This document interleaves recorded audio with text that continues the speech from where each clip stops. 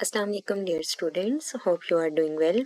Today I am going to start exercise 4.4 question number 8 find the geometric means between the numbers. अब आपके पास question number 8 में क्या है आपके पास कि find the geometric means of the following number. Question number 1 में आपके पास ए क्या है 3.14, बी आपके पास है 2.71। क्वेश्चन नंबर 2 में आपके पास ए है -6 एंड बी आपके पास -216 -216। पार्ट सी में आपके पास ए की वैल्यू क्या है x+y और बी की वैल्यू आपके पास x-y और पार्ट जो आपके पास 4 है डी उसमें आपके पास ए है आपके पास जस्ट √2 + 3 और जो आपके पास सेकंड पार्ट है बी वो आपके पास है वैल्यू √2 और जो -3 है वो आपके पास √ के बाहर है। अब यहाँ पर क्वेश्चन स्टार्ट करते हैं। सबसे पहले आप लोगों ने एक बात हमेशा याद रखनी है, geometric means between the number या आपके पास find the geometric means of the following number. अब यहाँ पर देखें आपके पास ज्योमेट्रिक मीन की जो जनरल फॉर्म है वो आपके पास क्या होती है कि geometric mean is equal to √AB। यहाँ पर आपके पास दो ही नंबर गिवन है ए और बी। अगर आपके पास दो से ज़्यादा नंबर्स गिवन हो तो आपके पास उसकी जो जनरल फॉर्म है वो आपके पास कुछ इस तरह फार्मूला है आपके पास geometric mean is equal to, उस केस में आपके पास जो फार्मूला आ जाता है वो आपके पास आ जाता है।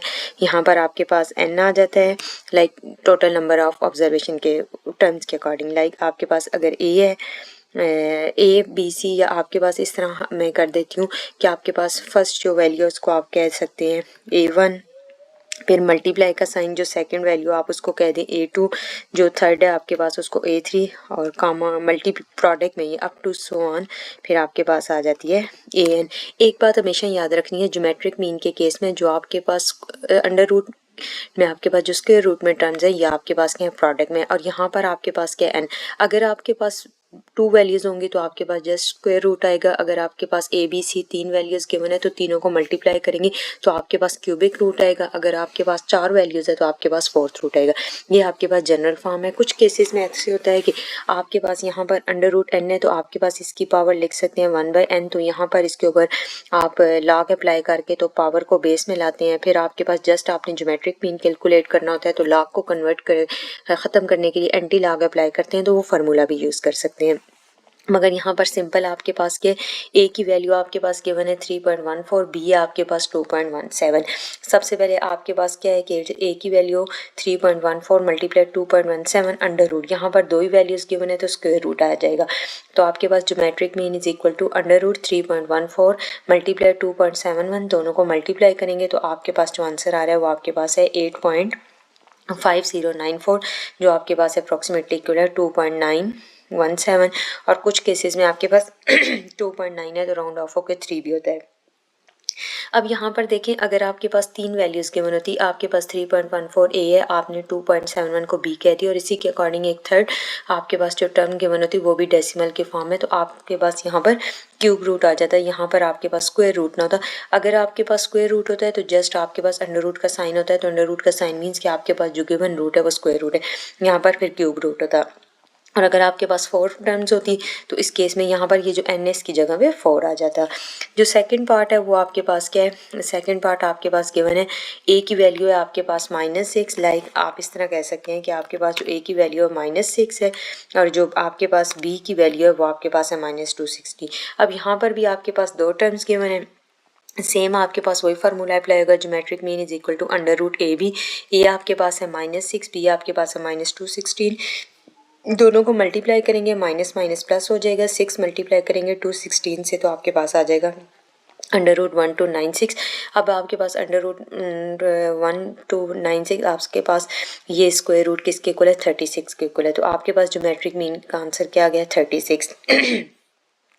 नेक्स्ट आपके पास पार्ट सी है। पार्ट सी में आपके पास ए की वैल्यू है x+y, लाइक आपके पास है a is equal to x+y और सेकंड में आपके पास जो पार्ट बी है वो आपके पास क्या x-y। यहाँ पर आपके पास जब इसको मल्टीप्लाई करेंगे तो आपके पास a+b into a-b, like x+y into x-y, दोनों को मल्टीप्लाई करेंगे तो आपके पास आंसर आ जाएगा x² - y²। तो विद इन आपके पास 1 to 2 स्टेप आपके पास ये क्वेश्चन सॉल्व हो रहे हैं। पार्ट 4 है आपके पास। पार्ट 4 में आपके पास a आपके पास क्या है, अच्छा यहाँ पर एक छोटी सी मिस्टेक हो गई है, यहाँ पर जस्ट √2 और विदाउट ब्रैकेट है आपके पास +3 और जो आपके पास यहाँ पर b की वैल्यू है वो आपके पास है √2 जस्ट और -3 सेम आपके पास ब्रैकेट में भी ऐसे ही आ जाएगा।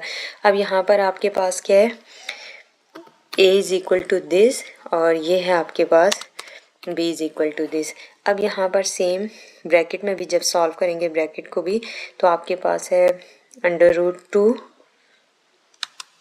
आपके पास है +3, ये आपके पास लाइक ब्रैकेट क्लोज और यहाँ पर भी सेम आपके पास वही मिस्टेक हुई है, आपके पास √2 और विदाउट ब्रैकेट है आपके पास -3 ब्रैकेट क्लोज।